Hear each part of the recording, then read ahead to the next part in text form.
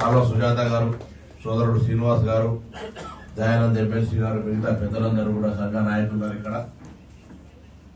కులాభిమానం mandatory, దురాభిమానం ఉండదు. ప్రజాసేవలో తప్పకుండా గౌరవం పరస్పరంగా గౌరవించుకునే విధంగా ఉంటూ ఇలా మిమ్మల్ని అభినందిస్తున్నారంటే మీకు గర్వంగా సర్వీస్ చేయాలి కుల సంబంధించి, అదేవిధంగా సమాజానికి. నేను మిమ్మల్ని అందరినీ కోరుతా ఉన్నా, వివిధ హోదాల్లో నేను ఆయన పీసీ వెల్ఫేర్ ఆఫీసర్ నేను కూడా స్వయంగా నా ఆఫీస్కి పిలిచి నేను అపాయింట్మెంట్ లెటర్లు అందజేసే సందర్భంలో అభినందనలు చెప్పినాం. మీ అందరి దగ్గర ఒకటే మాట కోరుతా ఉన్నాం, తెలంగాణ రాష్ట్ర ప్రగతికి సంబంధించి, తెలంగాణ అభివృద్ధికి సంబంధించి కీలకమైనటువంటి బాధ్యతలను నిర్వహించబోయే సందర్భంలో మీ విధానం, మీ పనితనం ప్రజలకు, సామాన్యులకు చాలా పాజిటివ్ గా ఉండాలని కోరుకుంటా ఉన్నాం.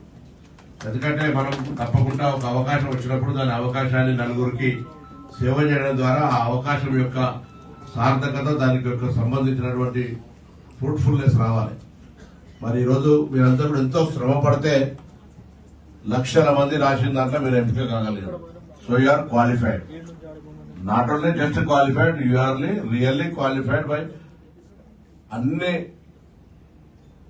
పరీక్షల్ని అధిగమించి ఇవ్వాలి. మీరు ఇక్కడ దాకా వచ్చారు కాబట్టి రాబోయే జీవిత పరీక్ష, వీళ్ళు ఎంతమందికి పెళ్లైంది, ఎంతమంది పెళ్లి కావాలి, కుటుంబ ఎదుర్కొంటారు, గ్రూప్ వచ్చింది కాబట్టి సుజాత కబలి మంచి మంచి పిల్లల్ని అమ్మాయిలకు వస్తుంది, అబ్బాయిలకు పిల్లలకు వస్తుంది, ఇవన్నీ కార్యక్రమాలు జరుగుతాయి. ఇవన్నీ వేరు పుట్టినా కానీ కుటుంబ నౌకను నడుపుకుంటూనే మీ బాధ్యత ప్రభుత్వంలో ఒక గ్రూప్ అంటే